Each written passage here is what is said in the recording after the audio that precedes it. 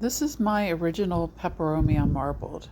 Kind of wanted to show that to you today because I had it in a very bright spot and it developed a lot of very highly variegated leaves that I found were really thrilling and very fun. I needed that space for other reasons, and I moved it onto a higher shelf that had a smaller plant light associated with it. And I noticed that the newer leaves are way less variegated. In some cases, they're fully green, like it's fully reverted.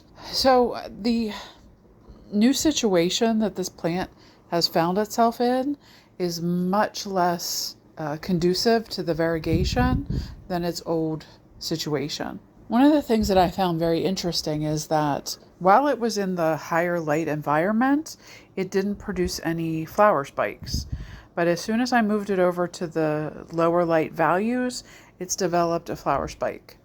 So I don't know if it's a great situation for this plant, but normally a flower spike would lead me to believe it's happy. But then these brand new leaves, oh, such a gorgeous leaf, but fully not variegated at all, leads me to believe the situation is much lower light, and I'm going to get, less drama out of this plant than I was getting, and less drama than I would really like. So I'm going to stay tuned with that and try to figure out what light situation it should have. We might just let it hang in there for a while. I'm going to get some, of these darker green leaves on it, which, they're not the variegation that I love so much, but they're pretty. They're pretty and glossy and just really interesting. But you'll see the difference. This was a leaf, and then the brand new leaf next to it has like no variegation at all.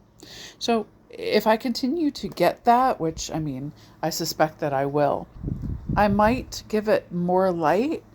I gave it one of the weaker plant lights. I thought it would just need that as, supplemental lighting, but I may actually need to give it more light than this. We'll give it, several more months under these lower lighting conditions. We'll see what it decides to do, and then I might make a different decision on the type of lighting that this plant needs.